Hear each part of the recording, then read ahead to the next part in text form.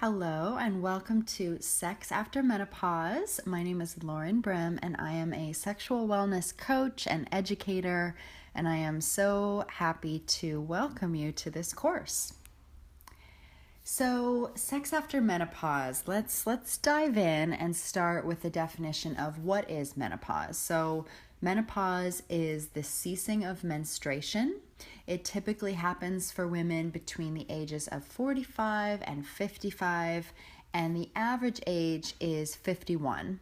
So, as you approach your late 30s, your ovaries start making less estrogen and progesterone, the hormones that regulate menstruation, and menstrual periods can become longer or shorter, heavier or lighter, more or less frequent, and then eventually they come to an end.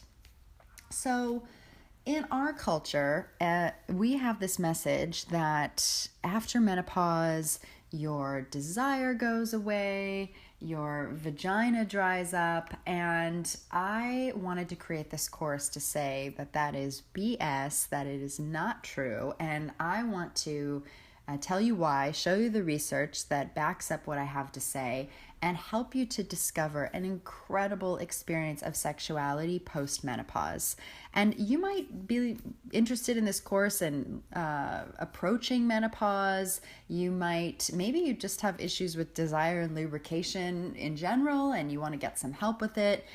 Maybe you're just curious. Maybe you're a sex educator yourself, and you want to understand this better, because there's a lot of misinformation out there. There's a lot of people saying, yeah, your vagina's dry, so just use lube, or yeah, your desire's low, but that's okay. You might just be a low desire person. But the way I see it, and I've worked with a lot of women and I've read a lot of books, I'm actually studying for my doctorate in human sexuality at the moment, is that lubrication comes from the mind, but it also comes from the physical body. We can address these sources and increase it.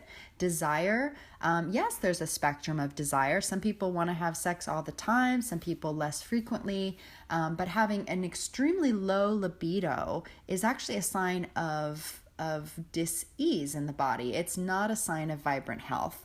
When we have vibrant health, we have a lust, a desire for life. We're curious. Our sexuality is awake. It's turned on. It's at a simmer.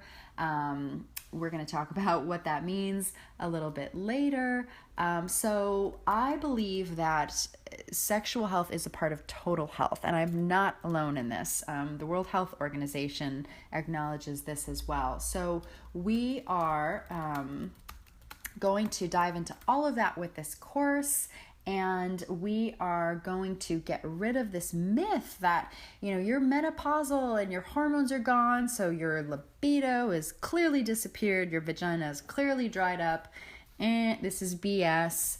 And let's just start with why. So hormones actually have no effect on your desire. So the fact that your hormones have started to dwindle, started to change so that you no longer have a menstrual cycle doesn't mean that you no longer have desire. Hormones have no effect on desire.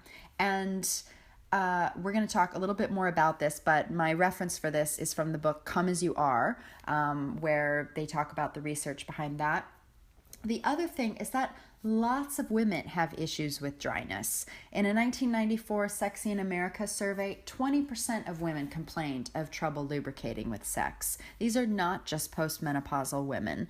So lubrication is a specific issue. It can be addressed. We're not going to say, menopause did it.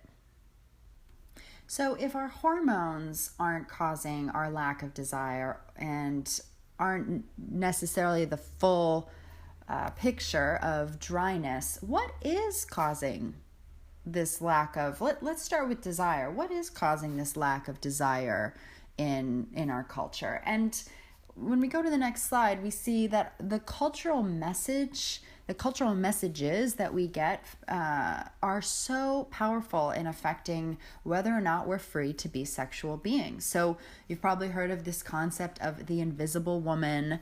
Some Amy Schumer and some other actresses, Tina Fey, they did a video, a film on this recently of comedy about, I turned 40, so I'm invisible now. I'm not sexual now.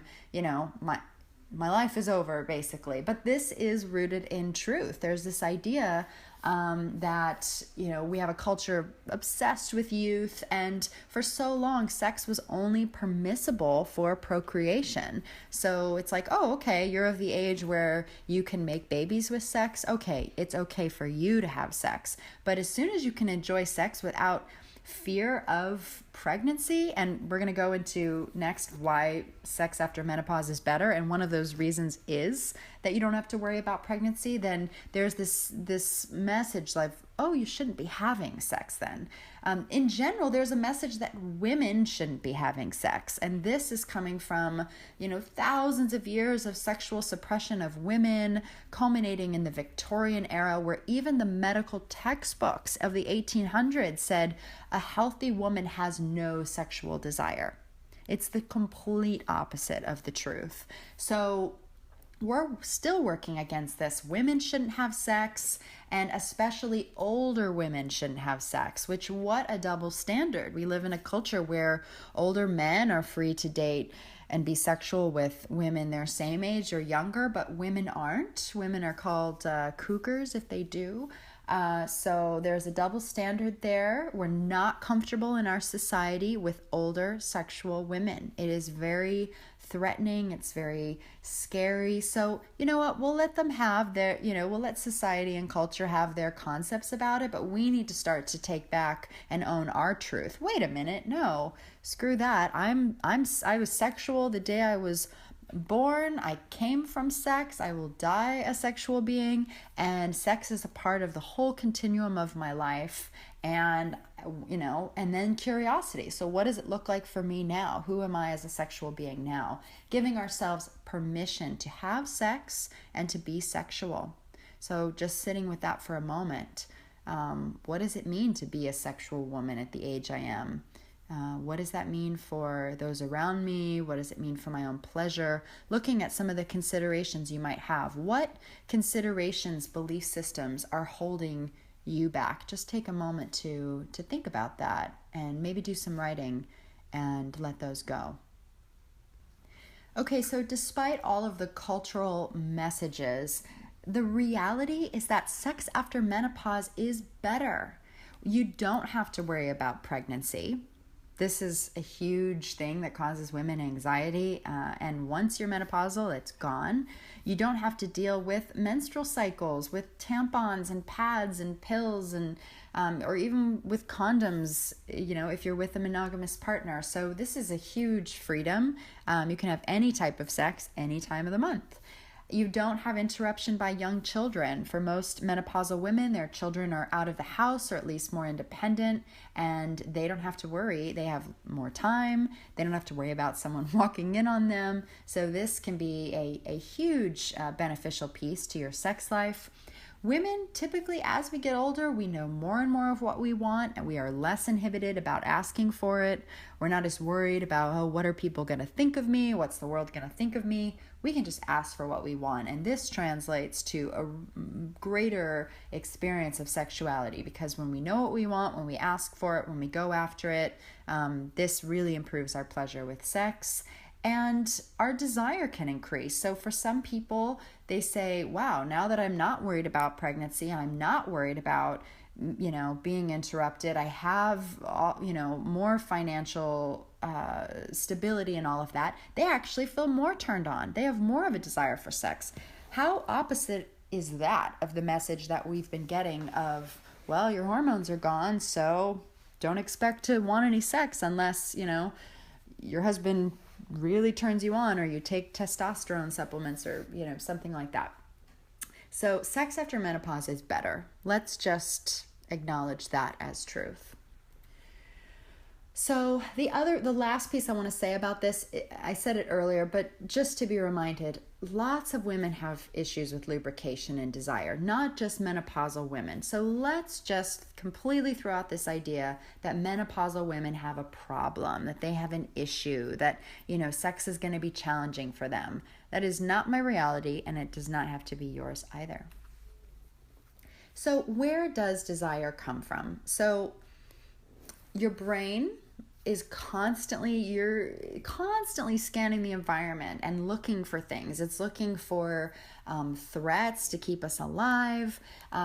It's looking for sexually relevant stimuli. So how cool is that? Our brains are wired for sex and pleasure. And if they see an attractive partner, potential partner, if they see something that relates to a fantasy they have, their brain is going to take notice. It's also taking notice of threats, like an audience that wouldn't be receptive to you, having sex or playing out one of your fantasies, and it's sending those signals accordingly. So essentially, if you have highly relevant sexual stimuli with a low threat, meaning you're turned on by something and there's nothing in the environment saying, not now, you're nursing a baby, or you're sleeping in a bed next to your mother, or, your kids are in the room. There's nothing that's saying, or your life is threatened, nothing that's saying it's not safe to be sexual,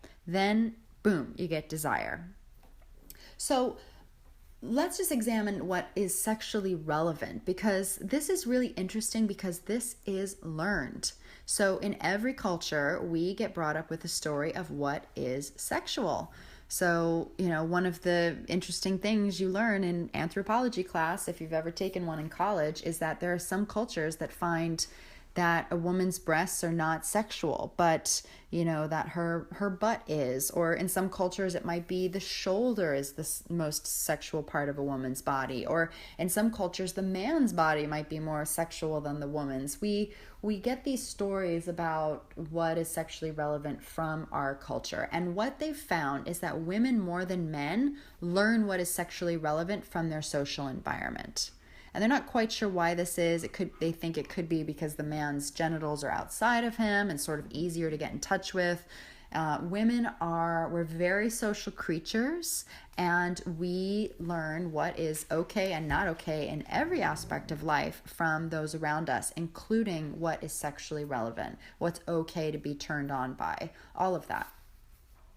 Again, research has found that developmental, psychiatric, and psychosexual history affect desire, not our hormones. So we have this story about what is sexually relevant. We get turned on by sexually relevant stimuli. All of this desire is happening in the brain. So what's shutting down desire? It's not the hormones that are governing the organs and our menstrual cycle. What's turning us on, what's giving us desire, is what's happening in our minds. So this is why they found that our developmental, psychiatric, all of that is what affects our desire. Dr. Emily Nagoski, who wrote the book Come As You Are, says that stress, self-compassion, trauma history, relationship satisfaction, and other emotional factors have far more influence on a woman's sexual desire than any hormone.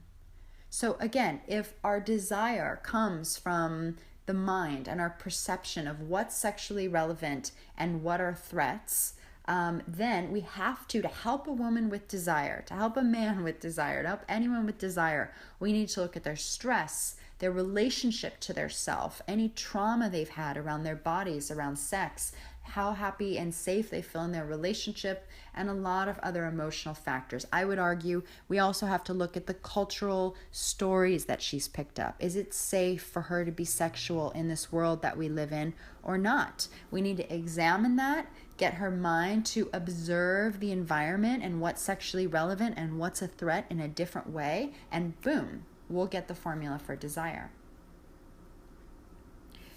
So when we think about desire, Dr. Nagoski also gives us this example, which is this image that's really great, which is where do you have your foot? Is your foot on the accelerator or is it on the brake when it comes to sexuality? Or do you have a foot on both? Because we can all remember learning to drive, especially if you had to learn to drive a clutch like I did. And, figuring out all of those pedals, it can be pretty complicated. And but the worst is if you have your foot on the accelerator and the brake at the same time, because you go nowhere. So with sex, most of us are in touch with to some degree, but we can definitely expand this. What turns us on? So what is the accelerator for sex and for desire? And this goes beyond. We're going to talk about a list of turn-ons and turn-offs soon, but this goes beyond just, oh, I'm turned on by, my partner's body, or I'm turned on if, someone plays with my breasts. This, again, comes from a deeper place, comes from the subconscious mind and all of the belief systems we have about whether or not it's safe to be sexual. So trauma or things our parents said or things that have happened to us over life will give us this message that it's not safe to have a body, to have an orgasm, to be wet, to be sexual, and then these unconscious messages will affect us. We also have then what turns us off. So what puts the brake on desire? And this is, again, much deeper than just, I'm not in the mood, I've got a lot of work to do. I mean, as we know, if something really interests us, we'll find a way. We'll postpone that work. We'll, be 10 minutes late to get somewhere. We'll make time for something if we really want it. So we have to look deeper than the conscious things, which we are going to talk about some of those too, but the subconscious is telling you not to be sexual at some level if you've got the brake on, if you're not experiencing desire. Again, an example could be the belief that older women aren't sexual, in addition to, to the conscious ideas, like the idea that you're taking too long to have an orgasm can be a brake. So let's look at just general turn-ons and turn-offs. So what are some accelerators for women? Having an attractive partner who loves and accepts you. This can be a real turn-on, an accelerator. Feeling trust in your partner. Feeling confident and healthy. So feeling good in your body. Feeling like you smell good, you feel good, you taste good, that you are a confident, sexy woman. Your partner's super into you. All of this is a big turn on. Feeling desired by your partner. And explicit erotic cues. So, genitals and when they're touched and, undressing is, our partner undressing in front of us is one of the biggest turn-ons they found. I remember that from my first course in human sexuality. They said one of the biggest turn-ons is watching your partner undress. I went, really? That's what turns people on, and I had to explore that some more for myself. Those are explicit erotic cues. Watching sex, watching porn, that could be another one. Turn-offs can be, having concerns about what other people think, your own feelings about your body, feeling like it's ugly or, not desirable, having consciously decided that sex is a bad idea and then trying to go forward with it. Like that can really turn you off. You won't be able to achieve arousal or orgasm. An unwanted pregnancy, which luckily this group, likely doesn't have that. Feeling used or taken advantage of, not feeling accepted by your partner, the style of approach, timing. Like if all of this is off, this can be a turnoff, right? Being upset with your partner, or for some women being upset about something just currently going on in their life. If it's really upsetting to you, you need to get some resolution about that thing going on with work or a family member before you can really show up and not have your foot on the brake during sex. Okay, so another important part of desire is cultivating our fantasies. So we often think desire just has to do with what's happening in that moment. Is someone turning us on? Is something turning us off? But the reality is that our desire and our arousal is deeper than that. It comes from our fantasies. So when I talk with clients who have they're easily aroused, they have a high level of desire, these same clients always have a really rich fantasy life. And, the opposite is when I talk to women that don't have a great deal of desire or arousal or pleasure with sex, they usually don't give themselves permission to fantasize. They haven't developed their fantasies during masturbation and self-pleasuring. And Dr. Harold Leitenberg found that people who fantasize during sex feel a greater level of sexual satisfaction and have fewer sexual problems in their relationships, even if the person about whom they fantasize is different than their partner. So fantasy is, the Tisdale calls it the soul of the subconscious, the land of the not done and wished for. It's perfectly acceptable for our fantasies to be things that we'll never do. And as soon as we give ourselves permission to have this internal world that's separate from our partner, it keeps the desire there because it keeps the polarity there. We haven't completely merged with our partner. We have our fantasies, they have theirs, and we have that place where we come together. And our partner can also be a part of our fantasies. We can play out fantasies with our partner. Ooh, you're this person and I'm that. I'm doing this to you, you're doing that to me. It's all about playing out our fantasies and the dynamics that really arouse us with our partners. Dr. Kerner, in his book, She Comes First, says that in general, women tend to fantasize in ways that are more situational and narrative, whereas men's fantasies tend to focus on specific physical and graphical elements or sexual encounters. So I do see this as well. Women will have situations that arouse them. There's sort of a story there about what's happening, whereas men can get more turned on just thinking about a woman bending over or boobs or, something like that. But don't let that limit you. You might have a more masculine experience of fantasy, or you might have a more feminine experience of fantasy if there's a man listening to this. So don't limit yourself, but do take that and see, okay, I'm a woman. How can I explore more situational or narrative fantasy, because fantasy is going to improve my sex life. And if you're not having a good experience of desire and lubrication, you definitely need to be self-pleasuring and exploring your fantasies. So lastly, the overlap between men and women he found was multiple partners in fantasy, fantasizing about multiple partners,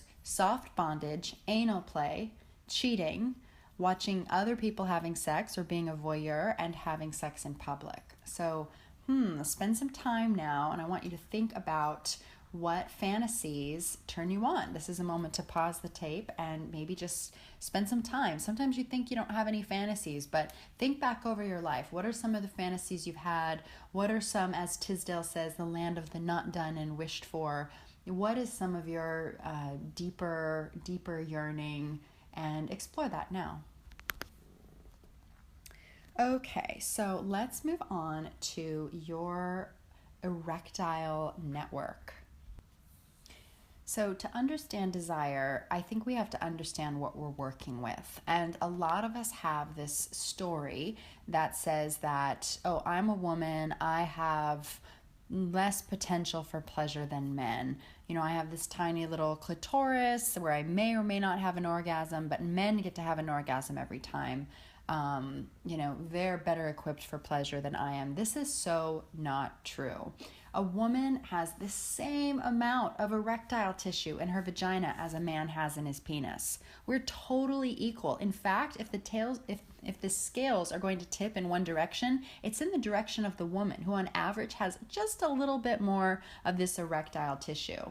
So this tissue is the exact same that a man has in his penis. It's capable of engorging with blood, becoming erect, and it's a whole network. A man has most of his on the outside in his penis, and he has some of it on the inside.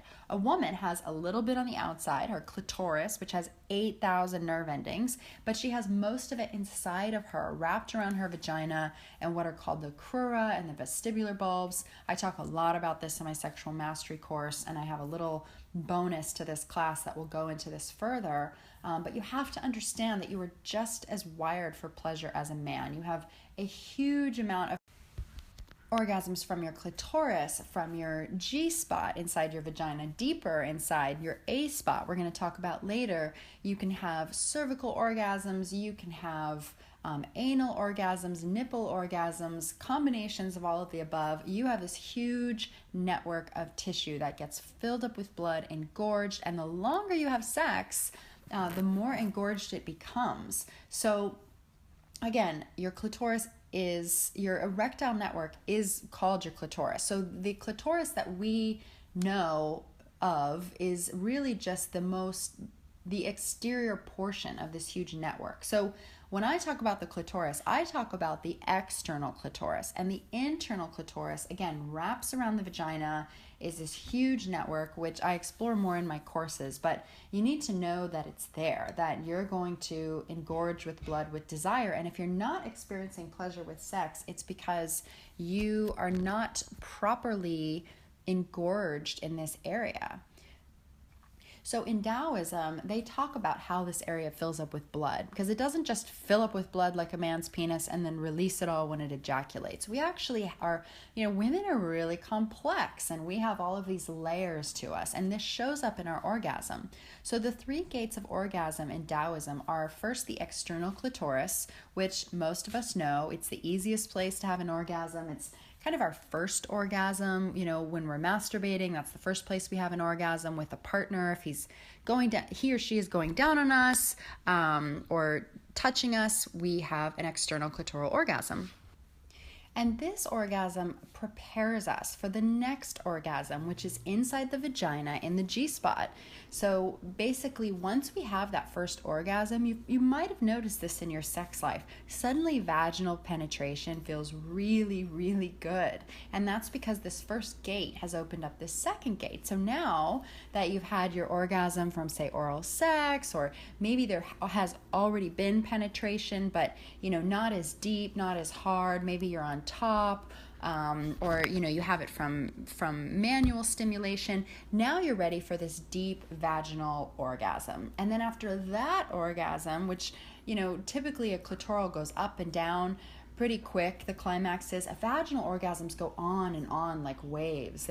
You sometimes don't even know exactly where they begin and where they end. You can have them over and over and over again, multiple orgasms. And once that has happened, you're more engorged, and you can now take really strong pressure deep into the vagina, touching the cervix, and you can have cervical orgasms, which are, again, I talk about this more in other courses, but it's even a deeper release of the mind and the body. So these are the 3 gates: clitoral, vaginal, and cervical. And they are something we need to understand to really experience pleasure. And pleasure is a feedback loop for more desire, because once you know how much pleasure you can have, you desire to have it again.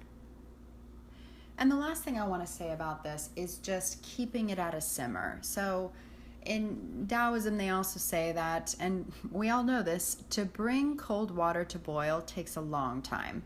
But if something's already at a simmer, it gets to a boil pretty fast. So if you're walking around in your life at a simmer, where you're fantasizing and you're like a sexual being, you've given yourself that permission, you know it turns you on, you know it turns you off, and how to, navigate that, then you're walking around at a simmer. And when you go to have sex, you're already going to be juicy and aroused, and sex is just going to be so much more pleasurable. So these are some important things to know about your erectile network and your pelvis, and how it relates to desire. Okay, so let's jump into lubrication. So part 2 of this course is really talking about, where does lubrication come from? So you need to know that the vagina is always lubricated to some extent by what is called vaginal sweating.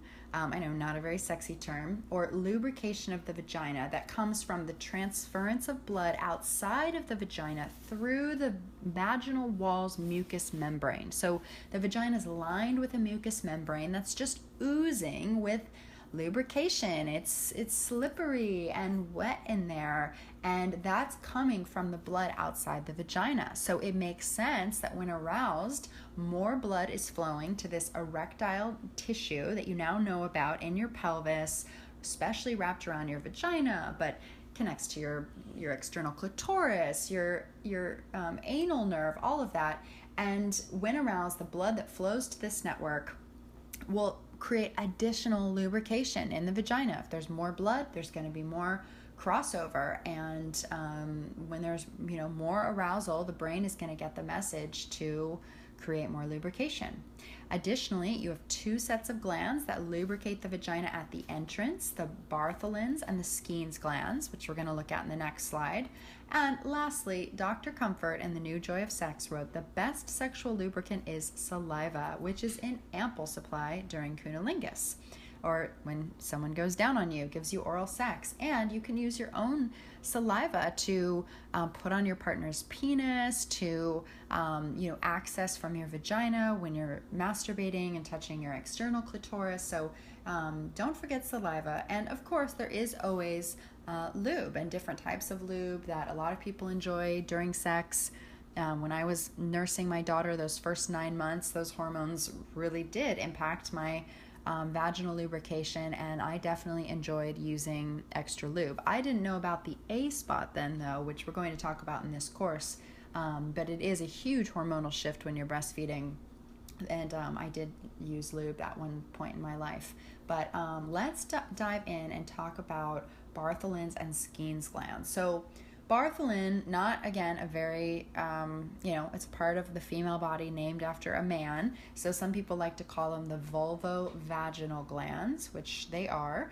And they're grape-sized glands located at the bottom of the vaginal opening at, say, 5 o'clock and 7, and they secrete a small amount of fluid during arousal to help maintain healthy vaginal ecology. In addition to lubricating the area, they're actually protecting the area, which is really interesting. In fact, this is another argument for why it's so important for women to be properly aroused when they're penetrated, when they have sex, because if we're not aroused, if we're not releasing fluid, lubrication from the Bartholin, the vulvovaginal glands, we're not actually protecting our vagina. We don't have that lubrication that's protecting that ecology there. And I know a lot of women who have issues around sexual desire and fantasy and how they are as sexual beings. It relates to constant UTIs and, bacterial vaginosis, the bacteria being off in the vagina and the urethra.